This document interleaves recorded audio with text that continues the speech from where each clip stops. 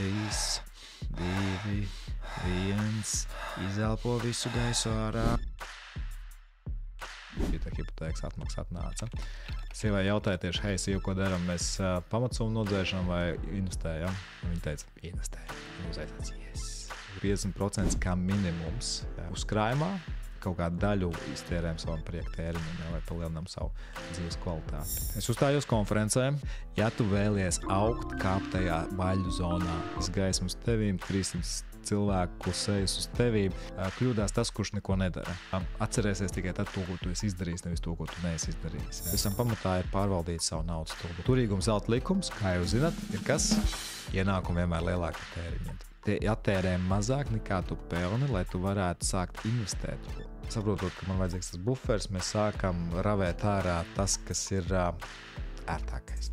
Ravējot ārā tos mazos, bieži vien cilvēki saprot, ka baigi tur nekas nesanāks. Ja? Ir jāsāk īstenībā ķerties klāt pie lielajām izmaksām. Tas, cik tu vari nogriezt, vienmēr būs limitēti, bet tas, cik tu vari nopelnīt,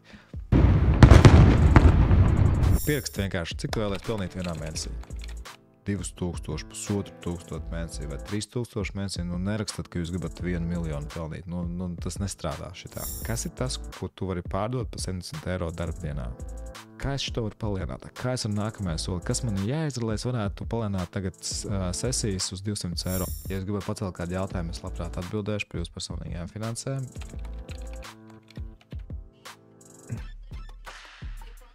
Mans ieteikums izmantojot hot seat. Jums rītīgi patiks, ja jūs tajā piedalīsieties. Iespēja, kādā veidā es varu atkal atrisināt kaut ko, nebaidāties, es jūs iedrošinu, jo tas jums naudas joma pacels vienkārši nākamajā līmenī.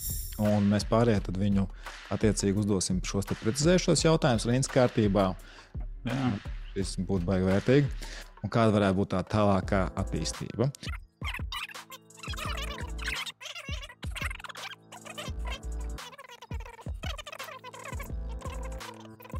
Milzīgs paldies, no sirds pateicos, ka piedalījāties, un arī visi tie, kas skatījās ierakstā. Pagaidām, čau!